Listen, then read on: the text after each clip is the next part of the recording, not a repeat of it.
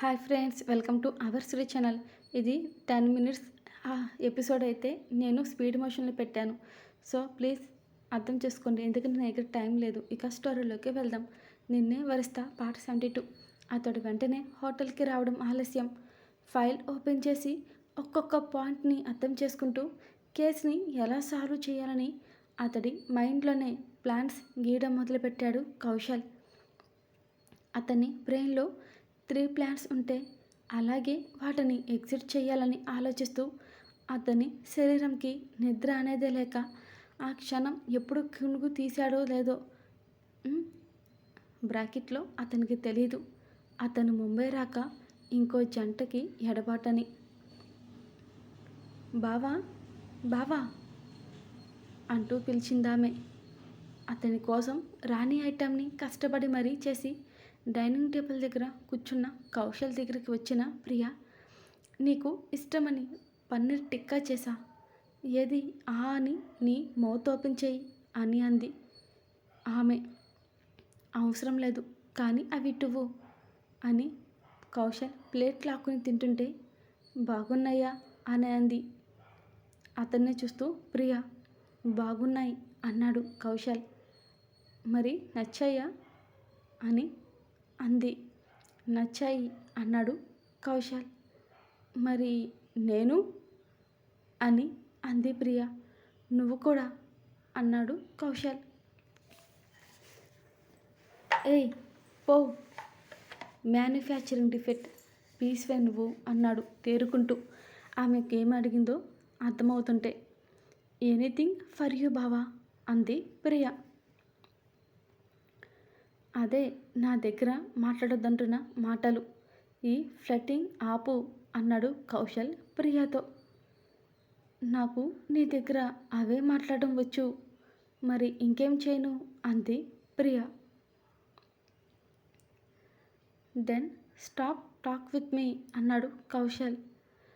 Okay okay అంటూ కౌశల్ బుగ్గన ముద్దు పెట్టి తేరుకున్న లోపే ఆ రూమ్లో నుంచి బయటికి ముద్దుగా మూతి తిప్పుకుంటూ వెళ్ళిపోయింది ప్రియ నవ్వుకుంటూ.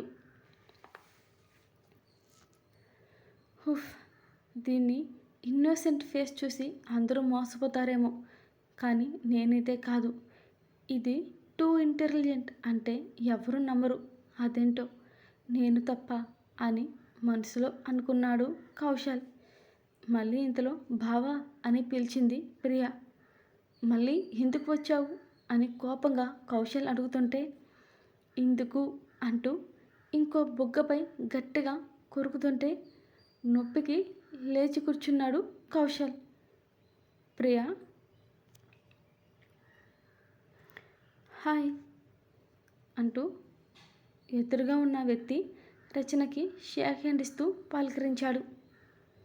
హూ ఆర్ యూ అంది రచన ఎవరో తెలియకపోవడంతో. నేనెవరో నీకు తెలియదు, కానీ నువ్వు ఎవరో నాకు బాగా తెలుసు అన్నాడు జయదేవ్. కానీ పేరు రచన దగ్గర బయట పెట్టలేదు. అంటే వాట్ యు మీన్ అంది రచన. నీకు నీ బావ సొంతం కావాలి, నాకు వాడి పెళ్ళం కావాలి. ఆలోచించుకో, నేనేం చెప్పాలనుకుంటున్నాను అన్నాడు ఆ వ్యక్తి. ఇదేదో తనకి పనికొచ్చే విషయంలాగా ఉంది అనుకుంటూ ఓకే అంది డైరెక్ట్ పాయింట్లోకి వచ్చేస్తూ. ఏ హెల్ప్ కావాలి నా నుంచి అంది రచన. వెల్, నువ్వు అదే ఇంటిలో ఉంటున్నావు కాబట్టి నా పని ఇంకా ఈజీగా అవుతుంది. నేను అనుకున్నది కూడా త్వరలో జరిగిపోతుంది అని మనసులో అనుకున్నాడు జయదేవ్. ఆ ప్రజ్వల్ మ్యాన్షన్లో జరుగుతున్న విషయం నాకు పిన్ టు పిన్ ప్రతి విషయం చెప్పు, ఏదీ మర్చిపోకుండా. ఆ టైంను బట్టి నేనేం చేయాలో చెప్తాను అన్నాడు జయదేవ్.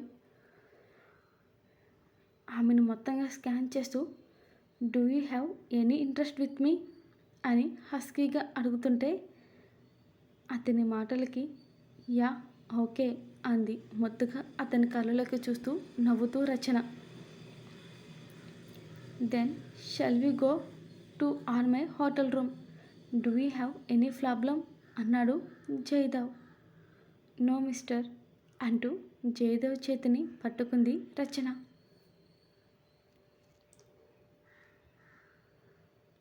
వైల్డ్నెస్ మొత్తం నింపుకున్న అతని శరీరం, లేత పర్వాలు నింపుకున్న రచన బాడీ అతని శరీర ధాటికి చిత్తుగా నలిగి మొత్తుగా అతన్ని చూస్తూ ఒళ్ళంతా బాడీ పెయిన్స్ తెచ్చుకుంది రచన. హౌ ఈజ్ మై పర్ఫార్మెన్స్ అంటూ కనుబొమ్మలు ఎగరేశాడు బెట్ని చూపిస్తూ జయదేవ్. నీ ధాటికి మా ప్రజ్వల్ పెళ్ళమైతేనా? అదే ఆ బీచ్ ఒక్కరోజుకి అది కన్ఫామ్గా పైకెళ్ళిపోతుంది. ఇంత మాన్స్టర్ వైల్డా? చాలా హాట్ బాస్ అన్న మాటని బయటికి రానివ్వలేదు. ఇంతలో రచన గొంతు పట్టుకున్నాడు జయదేవ్. చంపేస్తా ఇంకోసారి తన గురించి నోరు జారితే. తను నాది. She is my only mine. Don't dare to her intentionally wrong words. That's it అని ఆవేశంగా గొంతుపై పట్టు బిగిస్తూ అంటుంటే, ఓకే ప్లీజ్ కామ్ డౌన్ అని అతడి ఛాతీపై తన ఫింగర్స్తో హెయిర్ లాగుతుంటే అతనికి ఆటోమేటిక్గా ప్రేరణ గుర్తుకు రావడంతో కళ్ళతోనే తడిమి గుండెల్లో దాచేసిన ఆమెని ఎదురుగా ఉన్న రచన బాడీని ఇంకోసారి ఆక్రమిస్తూ తన ఇన్నర్స్ డ్యామేజ్ అయ్యేంత వరకు వదలలేదు జయదేవ్. ఓపిక లేక మూలికి తన పైకి బ్లాంకెట్ లాక్కుని లోపల నుంచే డ్రెస్ చేంజ్ చేసుకుని, నేను డ్రింక్ చేశాను కాబట్టి ఇప్పటి వరకు నీ ధాటికి తట్టుకున్నాను. If you want to then you call me any time.